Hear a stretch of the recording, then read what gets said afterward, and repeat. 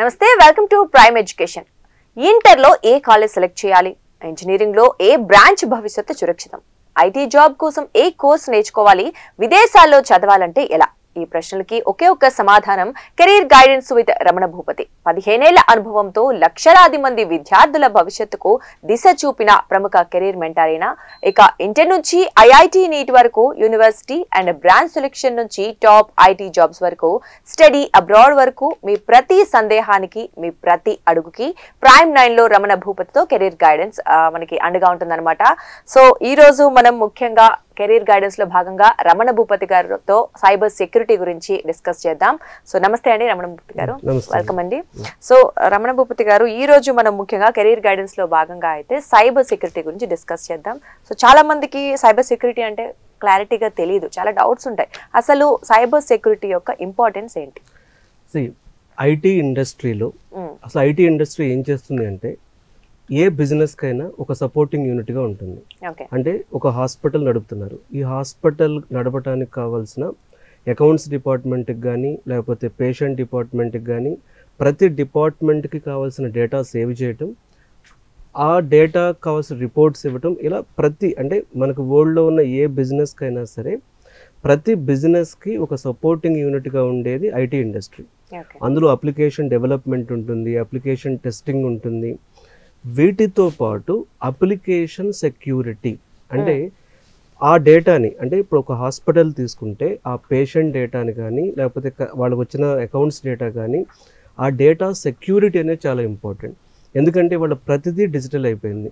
So ప్రతి data అంటే మనం ఫోన్ ద్వారా కానీ, కంప్యూటర్ ద్వారా కానీ, ల్యాప్టాప్ ద్వారా కానీ, మన వెబ్ అప్లికేషన్స్ కానీ, మొబైల్ అప్లికేషన్స్ కానీ, సో ప్రతి బిజినెస్ డేటా కూడా ఆన్లైన్తో లింక్ అయి ఉంది. కాబట్టి ఈ డేటా సెక్యూరిటీ కానీ, అప్లికేషన్ సెక్యూరిటీ కానీ, ఇలా సెక్యూరిటీ అనేది చాలా ఇంపార్టెంట్ అండి. సో ప్రతి బిజినెస్కి కూడా సైబర్ సెక్యూరిటీ అనేది ఒక ఇన్బిల్ట్ ఇన్ బిజినెస్ అయిపోయింది. ఇప్పుడు ఒకప్పుడు సైబర్ సెక్యూరిటీ కంటే కూడా ఇప్పుడు సైబర్ సెక్యూరిటీ యొక్క రోల్స్ ప్రపంచవ్యాప్తంగా కొన్ని మిలియన్స్లో ఇంక్రీజ్ అవుతున్నాయి. సో ఏ బిజినెస్ అయినా సరే, ఇప్పుడు మనం అమెజాన్లో చాలా కొంటామండి, ఈ అమెజాన్ డేటాను ఎవరైనా లీక్ చేశారనుకోండి, అమెజాన్ డేటాను ఏమైనా హ్యాక్ చేశారనుకోండి, సో బిజినెస్కి లాస్ అవుతుంది, కస్టమర్కి లాస్ అవుతుంది. సో ఇది చాలా పెద్ద ఇష్యూ అయిపోతుంది. అంటే ఒక చిన్న మాటలో చెప్పాలంటే ఎంటైర్ ఇంటర్నెట్ వరల్డ్లో ప్రపంచం కనెక్ట్ అయి ఉంది, అది ఏ దేశమైనా ఏ బిజినెస్ అయినా కానీ. సో ఆ ఇంటర్నెట్ వరల్డ్కి సైబర్ సెక్యూరిటీలో ఉన్న సాఫ్ట్వేర్స్ కానీ, ప్రొఫెషనల్స్ కానీ ఒక ట్రస్ట్, అంటే మీ డేటా సెక్యూరిటీ ఉంటుంది, మీ డేటా అనెథికల్ యూసేజ్ కింద వెళ్ళదు అనేటటువంటి ట్రస్ట్ ఇచ్చేది సైబర్ సెక్యూరిటీ ప్రొఫెషనల్స్. ఓకే అండి, రైట్. అంటే సైబర్ సెక్యూరిటీ ఎటువంటి రోల్స్ ఉంటాయండి సాధారణంగా? ఇప్పుడు సైబర్ సెక్యూరిటీలో చాలా రోల్స్ ఉంటాయండి. అంటే ఇప్పుడు మనం చెప్తే ఒక 30+ పొజిషన్స్ గురించి చెప్పొచ్చు. ఒక కంపెనీ మొత్తానికి సైబర్ సెక్యూరిటీ హెడ్ కింద ఉండే అతని పేరు CISO, chief information security officer. Chief information security officer నమ్మండి శాలరీస్ క్రోర్స్ లో ఉంటుందండి ప్యాకేజ్. అంటే కొన్ని ఇయర్స్ వర్క్ చేస్తే ఆ స్టేజ్కి వెళ్ళాలి అంటే, సో ఒక ఆర్గనైజేషన్ మొత్తం అంటే ఆ డేటా సెక్యూరిటీ ఎలా ఉంది అనే మొత్తం సైబర్ సెక్యూరిటీ చూసేది CISO. ఈ CISOకి రిపోర్ట్ చేస్తారు చాలా మంది. సో వాళ్ళల్లో కొన్ని పొజిషన్స్ మీకు చెప్తాను నేను. ఒకటి SOC అనలిస్ట్ అంటాం. సో సెకండ్ వచ్చేటప్పటికి పెనట్రేషన్ టెస్టర్ అని పిలుస్తాం. Third incident responder. Fourth malware analyst. ఇలా మనకి సైబర్ సెక్యూరిటీలో మనం చెప్పుకుంటూ వెళితే ఈవెన్ క్లౌడ్ సెక్యూరిటీ ఇంజనీర్, ఇలా చాలా పొజిషన్స్ ఉంటాయండి. అంటే ఒక 30+ పొజిషన్స్ వరకు ఉంటాయి. ఎంట్రీ లెవెల్ అంటే ఇప్పుడు ఎవరైనా ఫ్రెషర్స్, ఇప్పుడు బీటెక్ చదువుతున్న వాళ్ళు కానీ ఫ్రెషర్స్ ఎంట్రీ లెవెల్లో కానీ వాళ్ళు కెరీర్ స్టార్ట్ చేయాలనుకుంటే ఇలాంటి పొజిషన్స్ అంటే SOC అనలిస్ట్ కానీ, క్లౌడ్ సెక్యూరిటీ ఇంజనీర్ కానీ, పెనట్రేషన్ టెస్టర్ కానీ, ఇలాంటి వాటికి వెళ్ళడం అనేది ఎంట్రీ లెవెల్ పొజిషన్స్కి బెస్ట్ ఆప్షన్. అది ఓకే. అంటే మీరు ఫ్రెషర్స్ కూడా బీటెక్ కంప్లీట్ అవ్వగానే కూడా జాయిన్ అవ్వచ్చు. సో బీటెక్ అని కాదండి, సైబర్ సెక్యూరిటీకి ఉన్న స్పెషాలిటీ చెప్తాను. మీరు inter qualification, diploma qualification, engineering qualification, మీరు ఏదైనా ఇక్కడ certificate has no value in cyber security. Cyber security professionals కి మిగతా ప్రొఫెషనల్స్ ఒక తేడా ఉంది. ఇప్పుడు మిగతా ఐటీలో మీరు జావా డెవలపరు, లేకపోతే .NET developer, test engineer, data scientist, వీళ్ళంతా ఏం చేస్తారంటే they try to build application. అంటే ఒక సాఫ్ట్వేర్ ని డెవలప్ చేస్తారు ఒక రూల్స్ ప్రకారం. కానీ సైబర్ సెక్యూరిటీ వచ్చేటప్పటికి అసలు అటాక్ ఎక్కడి నుంచి వస్తుందో తెలియదు. అంటే ఈ అటాక్ అనేది ఒక unexpected thing to the business ఉంటుంది. సో ముందే అంటే ఎన్ని రకాలుగానో థింకింగ్ అనేది ఇక్కడ చాలా ఇంపార్టెంట్. అంటే సో ఎన్ని రకాలుగా మనం ఒక అటాక్ జరగకుండా చూసుకోవచ్చు, ఎన్ని రకాలుగా మన డేటాని అన్వాంటెడ్ యూసేజ్ లోకి వెళ్లకుండా చూసుకోవచ్చు.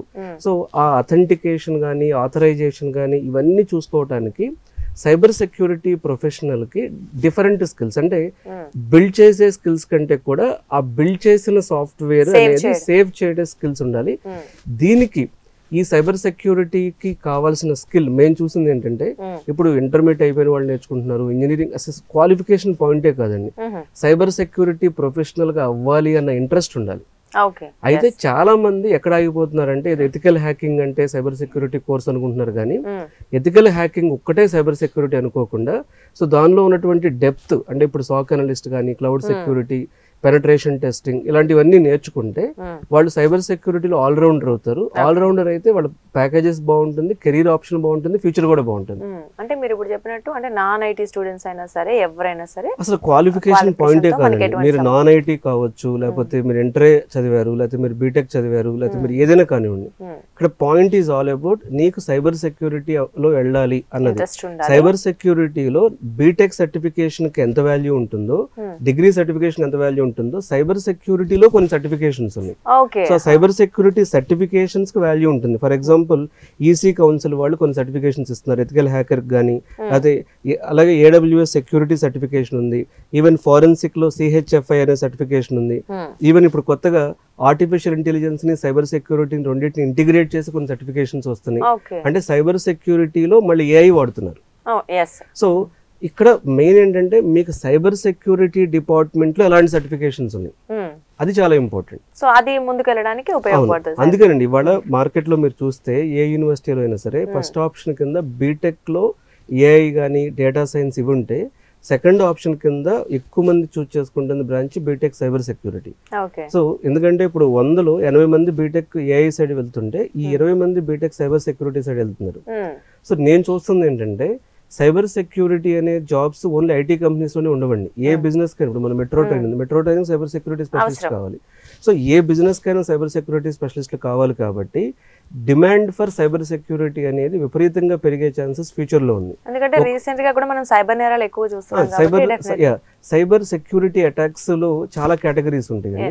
ఇప్పుడు సైబర్ సెక్యూరిటీ అటాక్స్ లో ఇప్పుడు కొన్ని చూస్తే, ఇప్పుడు రీసెంట్ గా బెంగళూరులో ఒక బిట్ కాయిన్ కంపెనీ నుంచి సో ఇన్సైడర్ హెల్ప్ తో కొన్ని కాయిన్స్ ని వేరే వాళ్ళు, అంటే వేరే కంపెనీ వాళ్ళు ఇట్లా హ్యాకర్స్ కొంతమంది కలిసి ఏం చేశారంటే అటాక్ చేసి తీసేసుకున్నారు.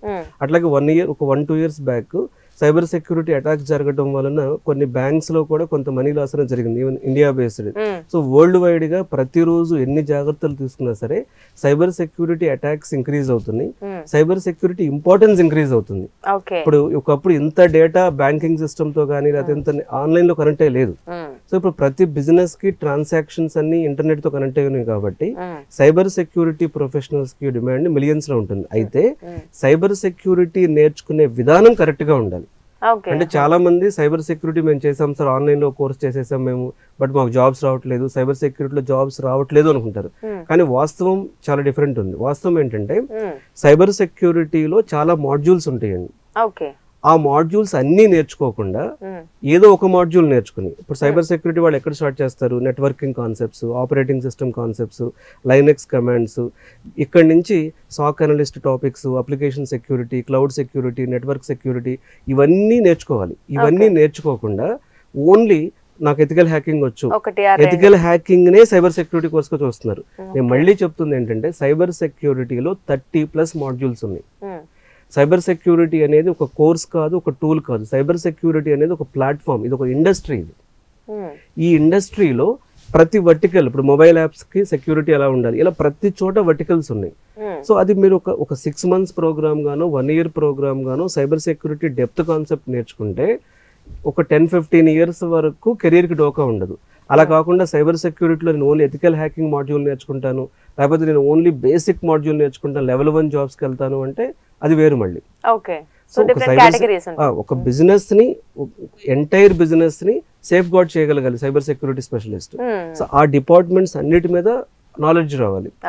అది నేర్చుకోకుండా, అంటే ఇక్కడ జరిగిన మిస్టేక్ ఏంటంటే సైబర్ సెక్యూరిటీ అంటే నేను ఎక్కడ స్టార్ట్ చేయాలి, అక్కడ ఏ టూల్స్ నేర్చుకోవాలి, ఏ కాన్సెప్ట్స్ నేర్చుకోవాలి, ఎక్కడ సర్టిఫికేషన్ చేయాలి, తర్వాత అంటే వ్యాలిడ్ సర్టిఫికేషన్స్ ఏమున్నాయి దానిలో, అంటే వాల్యూ ఇచ్చే సర్టిఫికేషన్స్ ఏమున్నాయి, దానికి ఇంటర్న్షిప్ ఎలా చేసుకోవాలి. ఇప్పుడు మిగతా కోర్సులకు ఇంటర్న్షిప్ అంటే ఏముంది, అప్లికేషన్ డెవలప్ చేసేస్తారు, కానీ సైబర్ సెక్యూరిటీ ఇంటర్న్షిప్ డిఫరెంట్ గా ఉంటుంది.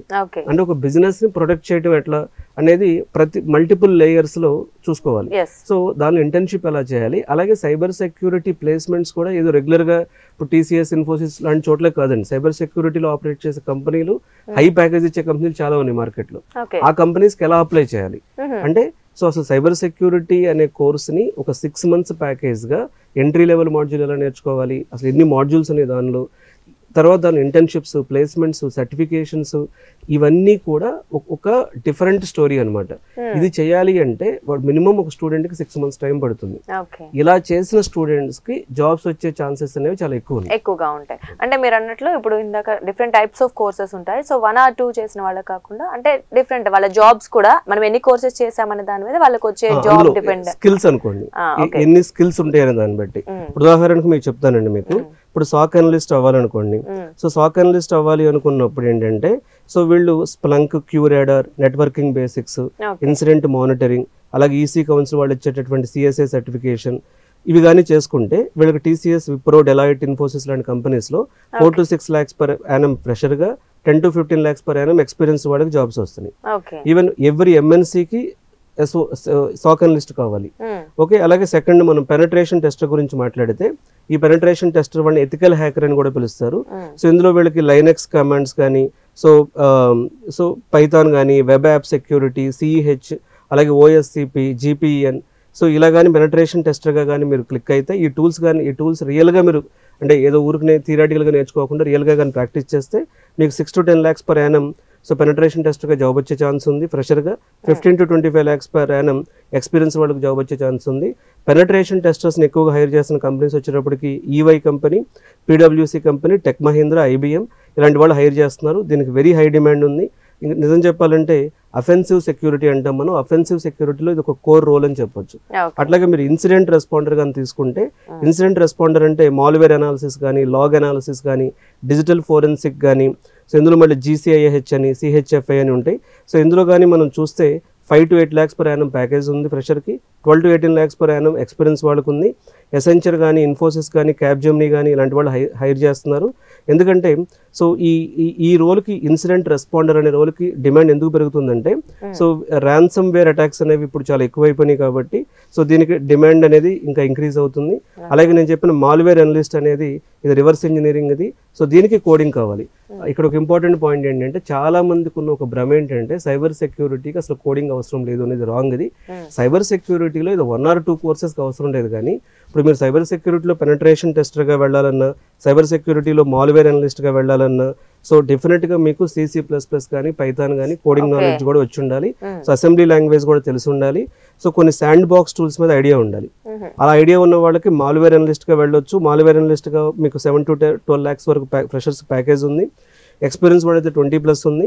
ఇది మైక్రోసాఫ్ట్ కానీ, సిస్కో కానీ ఇలాంటి వాళ్ళు హైర్ చేస్తున్నారు. కాకపోతే ఇవి హెవీ ఓపెనింగ్స్ ఉండవు.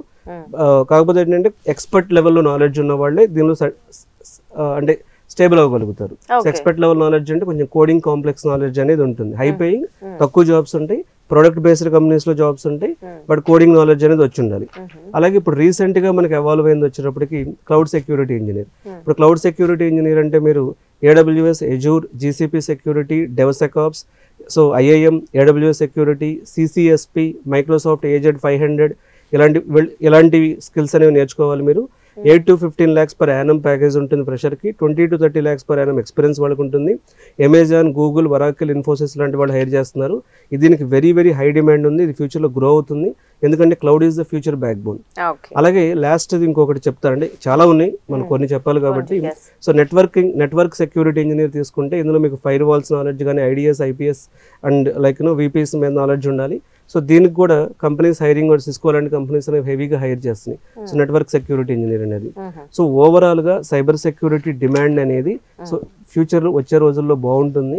బీటెక్ చదివే స్టూడెంట్స్ కానీ, ఇంటర్మీడియట్ అయిపోయి డిగ్రీ చదువుతున్న స్టూడెంట్స్ కానీ, లేకపోతే ఎవరైనా ఐటీ రిలేటెడ్ స్కిల్స్తో మీరు కెరీర్ స్టార్ట్ చేయాలనుకున్నప్పుడు ఏఐ అనేది ఒక మంచి ఆప్షన్గా ఉంది మార్కెట్లో, ఫుల్ స్టాక్ డెవలప్మెంట్ ఒక మంచి ఆప్షన్గా ఉంది.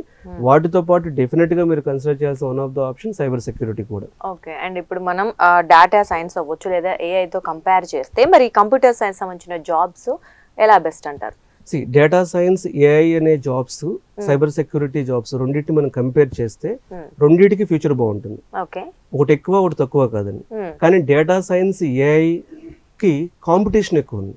అంటే 100 మెంబర్స్ బీటెక్ చదువుతుంటే 80 మెంబర్స్ ఏఐ సైడే వెళ్తున్నారు. సో కాంపిటీషన్ ఎక్కువ ఉంది, జాబ్స్ ఎక్కువ ఉన్నాయి. సైబర్ సెక్యూరిటీ జాబ్స్ ఉన్నాయి, కాంపిటీషన్ తక్కువ ఉంది.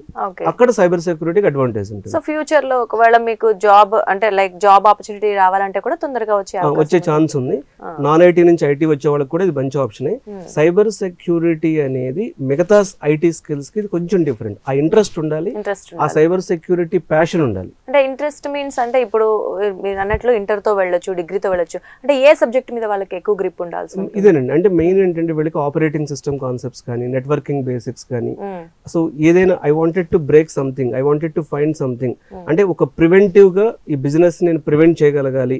సో అలాంటి అంటే ఒక స్కిల్ అంటూ ఉండదు. ఇది అంటే డైలీ డిఫరెంట్ ఎక్స్ప్లోరింగ్ స్కిల్స్ ఉండాలి. సింపుల్ గా చెప్పాలంటే ఈ ప్యాషన్ ఎలా తెలుస్తుంది అంటే, ఓకే నేను కొత్త విషయాలు కంటిన్యూస్ గా నేర్చుకుంటాను అనుకునే వాళ్ళకి సైబర్ సెక్యూరిటీ.